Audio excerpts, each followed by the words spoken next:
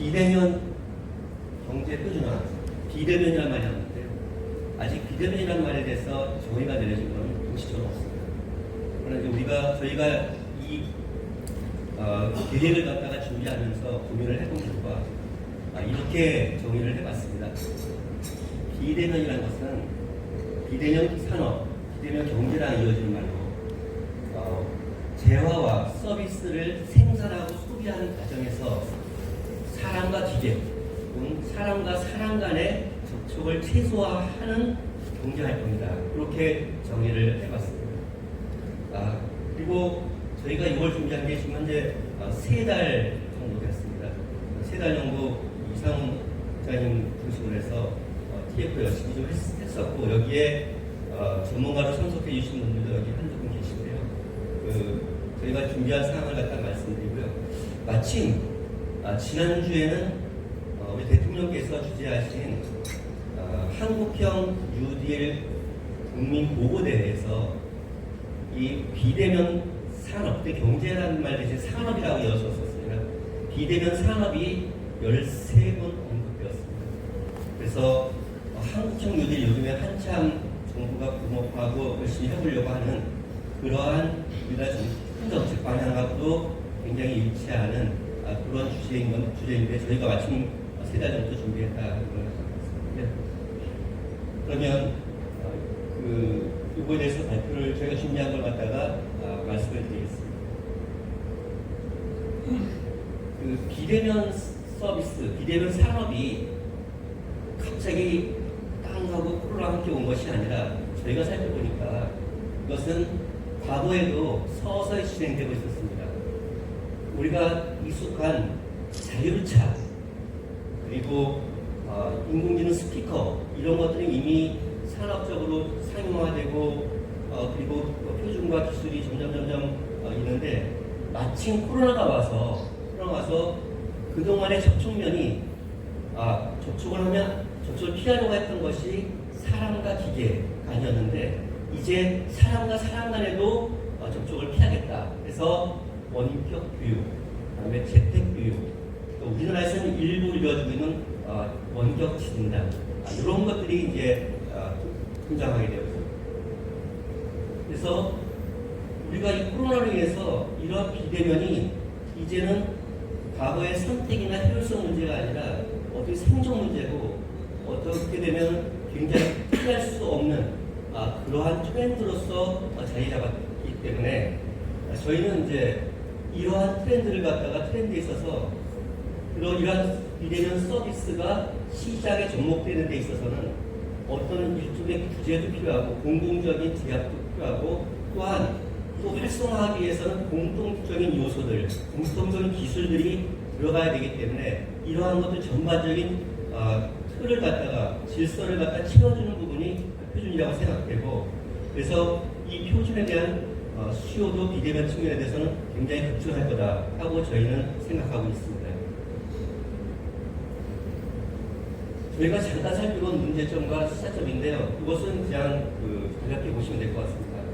저희가 쭉 그래서 산업 동향, 비대면 산업 동향, 시장 동향, 표준화 동향을 살펴보니까 이러한 산업 동향과 시장 동향에서는 확실한 트렌드가 있는데, 표준화 기구에서는 비대면을 다루는 전문적인 테크니컬 커미티는 없습니다.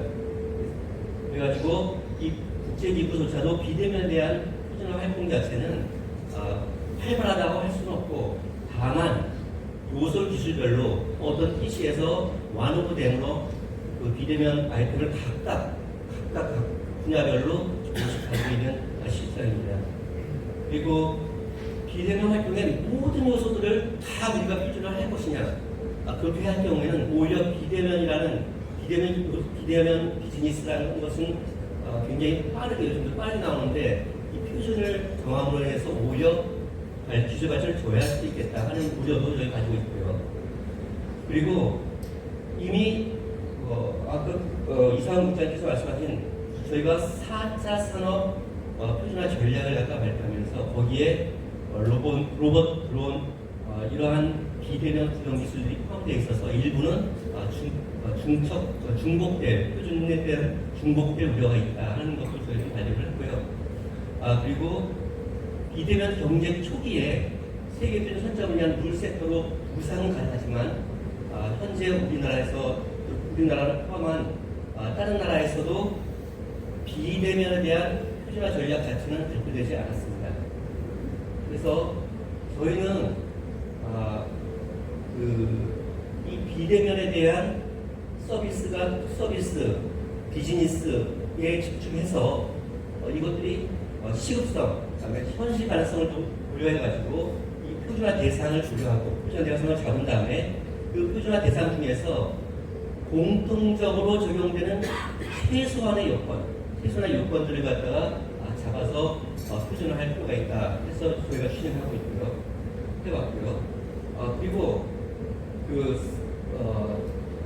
이 코로나19에 대한 K-방역을 우리나라의 경험과 우리나라의 전문가들이 모여서 그거 갖다가 K-방역 모델이라고 체계화해서 국제 표준화를 갖다가 성공적으로 지금 추진을 하고 있는 것처럼 이 비대면 산업에 대해서도 저희가 사전에 좀 준비를 해서 선제적으로 국제 표준화 나갈 것은 국제 표준, 국가 표준 정비할 것은 국가 표준으로 이렇게 체계적으로 표준화 전략을 추진할 필요가 있다 하는 것이 저희 생각입니다. 그래서 저희가 비대면 경제 분야에 대해서 어떤 부분이 핵심적인 서비스냐 해서 보니까 물류, 의료, 교육 이렇게 이 부분에 대해서는 사실 보니까 이런 꼭 필요한 공통적인 표준 아이템이 14종 정도가 나왔었습니다. 그리고 우리가 근무 생활 혹은 일상생활, 금융 서비스 이러한 비대면 생활 서비스 중에서도 16종 정도가 발굴되었고요. 그리고 이러한 핵심 서비스, 비대면 서비스를 구현하기 위한 로봇이라든지 그다음에 AI 데이터라든지 그러한 호방 지원 기술 분야에서는 더 많은 표준인 20종을 저희가 발굴을 하였습니다. 그래서 그러나 이제 이런 것들을 갖다가 이 표준을 갖다가 실제로 검증하고 과연 이 표준이 맞게 지금 설정되어 하고 있는지 혹은 여기서 나온 그 표준에 대한 제품이 주로 소프트웨어와 융합된 그런 융복합 제품일 텐데 이런 것들이 시장에서 올바로 작동할 것인지를 갖다가 검증하고 하는 그런 인증체계 확립도 저희 계획에 담아보 왔습니다. 첫 번째는 이제 비대면 산업 중에서 핵심 서비스가 어떤 거냐 해서 저희가 3개를 갖다 잡아봤는데요. 이것들은 많이 예측한 부분이시기도 할 겁니다. 비대면 유통물류, 비대면 의료, 그리고 비대면 교육 이렇게 말씀드릴 수 있는데요.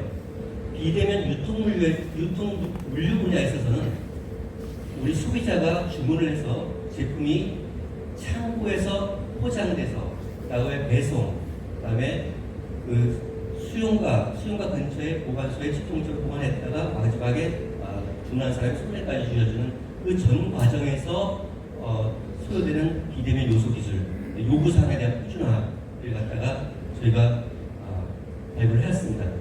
대표적인 것이 물류 창고 같은 경우에 무인 창고 자동 제어 시스템 기술, 그다음에 상품 정보 데이터 기술, 그리고 포장 배송 같은 경우는 요즘에 신선 물류가 굉장히 크고 있습니다. 신선 물류에 대한 포장, 그다음에 라스트 마일리지라죠. 실제로 드론이나 로봇을 이용해가지고 수용과 죽은 자한테까지 최종 배송해주는 연계 무인 배송 그런 부분. 보관에 있어서는 식품이나 의약품 등 물류별로 무인픽을 갖다 제공해주는 무인픽 서비스 이러한 것들이 저희 표준으로서 저희가 잡아낸 사례입니다. 비대면 의료하고 헬스케어와 같이 말씀을 드리겠습니다. 실제 우리나라에서는 비대면 의료, 원격 의료가 법적으로 허용되지 않기 때문에 이 부분에 대한 기술은 저희가 일본이나 미국 쪽에 수출하는 수출기업 지원형 표준으로서 저희가 발굴해 봤고요.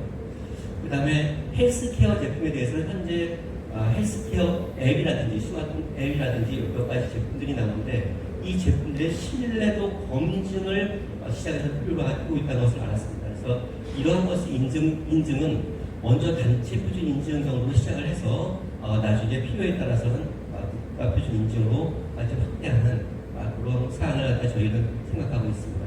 표준 중에서는 모바일 헬스 앱 성능 평가 방법에 대한 표준, 그 다음에 실제로 원격 진료에서 꼭 필요한 바이탈 4가지가 있는데 그 4가지는 체온, 혈압, 맥박, 호흡에 대한 데이터 형식과 그걸 가지고 어떻게 환자 혹은 피진단자로부터 정보망에 올려서 그 정보망에서 그 의료 진단 기관까지 주고 거기서 그걸 피드백 어떻게 해볼 것이냐 하는 이러한 거에 대한 데이터를 기준으로 한 데이터 전송 이런 데 대한 표준에 대한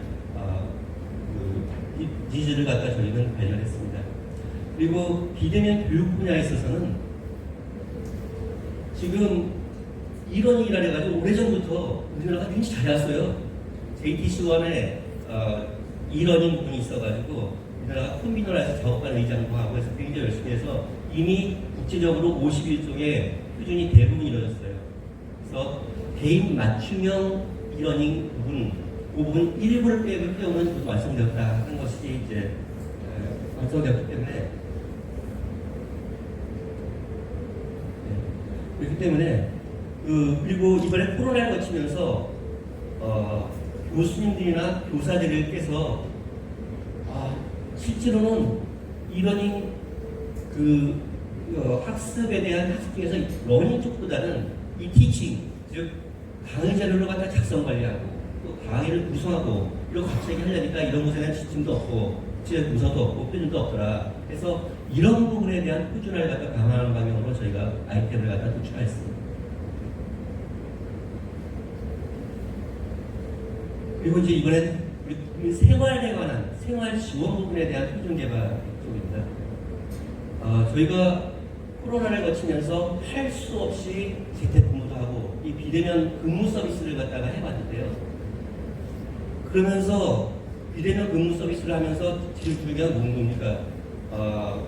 회의, 그다음에 보고, 그다음에 자료 공유 이 3가지였거든요. 그 중에서 중심이 되는 건 이제 회의 시스템이었어요. 회의 시스템인데 화상회의 시스템을 갖다 할 때 다 한 번씩 겪어봤을 거예요. 중간에 끊겨요. 웹베이스다 보니까 끊길 수밖에 없어요. 근데 여기서는 여기서 끊기는 영상이나 음성은 이 코덱 기술을 이용해서 회의의 중요도에 따라서 코덱을 갖다 자동적으로 조정을 해가지고 그 스크린을 갖다 방지할 수 있는 기술 이런 것도 FE에서 좀 저희한테 제안을 좀 해줘가지고 지금 꼭 필요한 것들은 이런 화상회의 시스템에 대한 품질 관리 기술 이런 것이 필요한 아이템으로서 저희가 발표했고요. 또 요즘에 계약 시스템은 스마트 계약이라서 당사자가 직접 만나서 할 필요가 없고 당사자가 요구사항을 갖다 올려놓고 그것이 만족되면 계약이 깔끔하게 이루어지는 이런 시스템으로 이루어져 있고 그 중에 대표적인 것 중에 하나가 토지주택공사에서 임대아파트 예약할 때 그때 이런 시스템을 갖다가 토지주택공사와 그다음에 거기 입주자가 사이에서 이루어진 계약은 이런 겁니다. 제가 지난달에 했습니다. 그래서 이러한 스마트 계약에 대한 중개 플랫폼의 기능 요구사항, 그다음에 이 당사자에 대한 정보에 대한 보안 기준, 이런 것들에 대한 표준을 저희가 발표했고요. 또 무인사업장 하면 대표적인 게 그거죠. 스마트 스토어 해가지고 사람이 없는 스토어, 스마트 스토어가 있고, 그리고 영화관 등에 가면 키오스크에서 이렇게 단말기 같은 거 하나 딸딱 주고 예약을 안 했죠. 그런 키오스크. 그리고 코인 세탁소, 그래서 그런 것들이 이제 무인 사업장이 될 텐데, 이 무인 무인 사업장에서도 공통이 되는 요건들이 무엇인가를 저희가 고민을 해보니까 위생이다. 첫 번째 위생이다. 그래서 우리 한국 필름 같은 쓰는 거 있죠. 이런 걸로 비치한다든지 하는 그런 위생 관리에 대한 기술 부분. 그 다음에 무인 사업장에 들어온 개인 정보, 그 사람에 대한 개인 정보 보호. 이 사람이 자기 인증도 해야 되지만 이 사람에 대한 개인 정보도 보호해줘야 되는 그러한 측면 기술. 그 다음에 이 무인 사업장에는 정상인뿐만 아니라 장애자, 노약자, 어린이 이런 사람들에 대해서 접근권도 보장을 해줘야 됩니다. 그래서 이런 사람들이 접근해서 사용할 수 있는 그러한 기술들, 예를 들면 음성인식이라든지 뭐 이런 부분들이 접근권에 대한 기술 중에 한 사례입니다.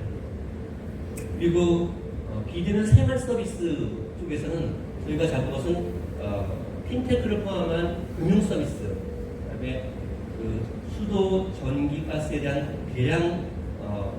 계량 서비스, 그리고 국민 위생 안전을 위한 생활 지침 표준 이런 것들이 저는 대상을 잡았는데, 특히 여기서 금융 부분에 있어서는 우리 공인인증서가 이제 폐지됨에 따라서 금융 서비스를 하려면 어떻습니까? 일단 들어가서 자기 인증을 해야 돼요. 내가 누구다, 내가 오바메다, 자기 인증을 해야 되는데, 그 자기 인증을 하기 위해서는 이제는 공인인증서 대신에 다른 대체가 필요한데, 그것이 이제 블록체인이나 생체 인증 등 이런 심리술 인증 방법에 대한 표준이 꼭 필요한 공사안이었고요. 그리고 나머지 사항들은 이제 뭐 체육시설이나 음식점 같은 데에서 자기가 생활에 관한 지침들 이런 것들이 이제 비대면 생활 서비스에서 저희가 잡은 표준 아이템들이었습니다. 그러면 앞서 말씀드린 이런 비대면 서비스들을 갖다가 지원해주기 위해서 구현하기 위해서 어떤 기술이 필요하냐. 그래서 저희가 잡은 표준들이 세 가지입니다. 로봇 드론, 빅데이터 인공지능, 스마트 제조인데요. 로봇, 드론, 3D 프린팅 이런 것들에 대해서는 이것들이 소프트웨어와 융합된 그런 제품들이고요. 이것들은 성능 요구사항과 그 소프트웨어가 들어가서 그 지시와 제어와 동작 이런 걸 다 하는 건데, 그래서 기능 안전성 표준화가 상당히 중요하다. 예를 들어서 그 로봇을 30도 움직여서 전방 5m에 이걸 갖다 놓아라 했는데, 실제로 그것을 꺾어서 30도를 꺾어서 제대로 가서 동작을 하는지 그거에 대한 신뢰도가 상당히 중요하거든요. 그래서 이러한 성능 요구사항과 기능 안전성 표준화 이런 것들에 대한 표준들이고, 밑에 주역부에 달린 것처럼 그 외에 자세한 세부적인 사항들을 갖다가 표준 아이템으로 잡았습니다. 그다음에 데이터와 인공지능인데요. 여기서 데이터 같은 경우는 저희가 산업 데이터에 대해서 수집하고 가공하고 공유하는 그런 체계에 대한 전반적인 그 표준 아이템을 갖다가 체계화하는 것을 갖다가 표준 아이템을 잡았는데, 여기서 저희가 하나의 시범 사업을 하려고 해요. 산업 데이터라고 하지만 실제로 산업 데이터가 멀리 쓰는 것도 아니고, 그것이 일반화된 산업 데이터의 개념도 지금 현재 잘 없고 해서 우리 산업과 관련돼서 실제로 우리가 익숙하게 쓰고 또 기업에는 유용한 정보를 작용할 수 있는 그러한 시험 인증 데이터, 그다음에 사업 인허가에 대한 데이터, 그다음에 R&D 평가에 대한 데이터들이 각종 양식을 통해서 수집되고 있습니다. 그러면 그 양식을 갖다가 그 양식에 있는 요소를 갖다가 기계가 읽을 수 있는 그런 시스템을 구축하고, 그렇게 해서 모아진 데이터를 갖다 기업이 활용할 수 있는 그러한 과정을 하나의 우리가 작은 플랫폼으로 놓고 그것에 대한 표준을 잡고 실제로 표준을 돌아갈 수 있게끔 만드는 것을 갖다 저희는 목표로 하고 있습니다. 그다음에 AI 관련해서는 AI에 대해서 AI 알고리즘이 여러 가지 나오는데, 알고리즘에 대해서는 표준할 게 없습니다. 전문가들이 말씀하시는 거. 그래서 다만 AI는 각 업종마다 각 사업마다 이루어지는 유스 케이스들이 있습니다. 그 사업 모형들을 갖다가 잘 체계화하고 유사 모형에서 어떻게 쓰면 되는지 그걸 갖다가 보급해 주는 것이 더 중요하고 더 필요하다고 하는 요구를 받았습니다. 그래서 AI 같은 경우는 유스 케이스를 발굴하고 유사 공장에 적용되는 표준 모델을 개발해서 보급하는 것, 이쪽을 갖다가 목표로 잡았습니다. 스마트 제조는 여러분 잘 보죠. 스마트 공장, 한국형 스마트 공장 보급을 위해서 저희가 표준도 여기에 맞춰봤습니다. 그래서 스마트 공장과 데이터 통신 등 통합 운영 표준화, 상호 요소 확보 이런 측면을 갖다 봤을 때 두 가지 KS 정비를 갖다 하려고 합니다. 기존에 지금 저희가 정비한다는 건 표준을 별도로 만든다는 게 아니라 기존에 나와 있는 데이터 표준 세트를 갖다 잘 모아서 적용할 수 있는 표준들을 모아서 가이드를 갖다 준다는 겁니다. 여기 두 가지 레벨이 있는데, 하나는 제품을 생산하는 데 필요한 생산 제어에 관한 표준세, 그것이 이제 AAS에 해당되는 부분이고, 그 다음에 그 공장 전체에 대한 그 운영 관리에 대한 그러한 부분, 그래서 X2MDIS. 그래서 그 부분에 대해서 그 KS로 그 부분을 갖다 가이드를 갖다 만들어서 제공하는 그런 부분을 갖다가 좀 제공하려고 하고요. 그 다음에 스마트 제조 같은 경우는 상운용성 테스트가 상당히 중요합니다. 그래서 저희가 안산의 스마트 팩토리 대보 공장이 있는데 그것을 활용하여 실증을 해보려고 합니다. 그리고 통신 프로토콜, 스마트 제조에 들어간 통신 프로토콜 중에서 우리가 LS 산전, 지금은 LS 일렉트릭이라고 하고 있습니다. 이름을. 그래서 LS 일렉트릭이 한 10년 전에 라피넷이라는 통신 프로토콜을 개발해서 이미 국제 표준화 했는데 이것이 현재 현대 모비스에서 사용하고 있습니다. 그런 우리의 고유의 통신 프로토콜 표준이 있기 때문에 이것을 확산하는 그런 쪽으로도 저희 전략을 잡고 함께 추진하려고 합니다. 지금까지 말씀드린 이 아이템들을 갖다가 표준으로 만들고 국제 표준으로 제안해서 등록을 하고 또는 국가 표준으로 KS를 만들어서 산업계에 보급을 하고 또 국민들이 사용할 수 있도록 저변을 확대하고 하는 데 있어서는 우리 산업뿐만이 아니라 국토부, 과기부, 식약처, 교육부 이런 부처들이 나같이 포함되어 있습니다. 그래서 각 필요한 섹터마다 관련된 이러한 부처들을 하고 왔고요.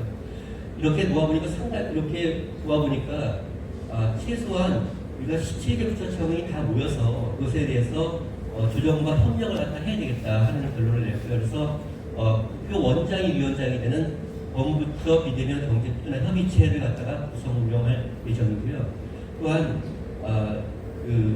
이 희하에는 표준기술연구회라는 것을 조직해가지고 실제로 표준안에 대해서 논의하고 하는 그러한 세부 하부에 있는 작업 그룹들이 존재하게 될 건데 그런 그룹들의 계획과 그런 그룹들의 성과 이런 것들을 갖다 보기 위해서 비대면 경제 표준 오픈 포럼도 개최할 그런 것 간간히 개최할 예정입니다. 그리고 아까 처음에 말씀드린 바와 같이 저희가 이런 표준을 개발하고 제안하고 하는 과정에서 2번, 3번, 4번 계속해서 검증 절차를 거쳐야 됩니다. 확인 절차를 거쳐야 되기 때문에 이 비대면 기술을 위한 표준을 위한 그런 실증센터, 그다음에 이 표준으로 나온 제품에 대해서 신뢰도를 확인하기 위한 인증 체계 이런 것들도 함께 갖춰 나갈 예정입니다. 여기까지 제가 준비를 했는데 지금 좀 부탁드리고 싶은 사항은 제가 이것을 처음으로 외부에 와서 우리 국회에서는 이걸 만든 다음에 처음으로 지금 외부에 와서 이렇게 소개를 드리는 자입니다. 그래서 이런 것에 대한 필요성이라든지 있으면 좀 대외적으로 많이 알려주시고요. 또한 아이디어라든가 수정사항이라든가 또 다른 의견이 있으면 저희 국가 쪽에 연락을 해주시면 저희가 소중하게 받아서 잘 반영해서 그 계획에 담도록 하겠습니다. 네, 감사합니다. 시간이 굉장히 촉박하셨을 텐데 언제 이런 귀한 정책 자료를 만드셨어요? 비대면 표준 방향에 대해서 아주 손에 잡히는 말씀을 해주신 오과장님께 감사해드리면서 다시 한번 박수 드릴까요? 네, 이제 잠시 후에 대사님을 모실 텐데 모시기 전에 이런 말씀을 좀 드리면서 잠시 후에 모시겠습니다. 걸어가는 길이 산을 만나면 뭐가 되죠? 길이 산을 만나면 고개가 됩니다. 장애물을 만나면 우리 사람은 넘어갈 수 있는 지혜가 생긴다는 거죠. 사람이 사람을 만나면은 지혜로운 삶을 살아갈 수 있다고 합니다. 그런데 오늘 우리는 아주 귀한 분을 모시게 됐습니다. 아까 오하영 과장님 말씀을 해주셨지만 표준은 또 다른 측면에서 보면은 우리가 살아가는 삶의 지혜의 하나의 방법이 아닌가 이렇게 생각을 합니다. 오늘 대사님 말씀의 제목이 끝에서 새로 시작된 길, 이 길을 강조하셨습니다. 저는 그래서 오늘 조금 있다가 대사님과의 어떤 그런 시간이 우리가 지혜를 얻는 그런 시간이 아닌가 이렇게 생각을 합니다. 잠시 대사님 소개를 올리겠습니다. 오히려 소개를 너무나 유명하시고 너무나 역할을 많이 하셔가지고 제가 말씀을 드리는 게 오히려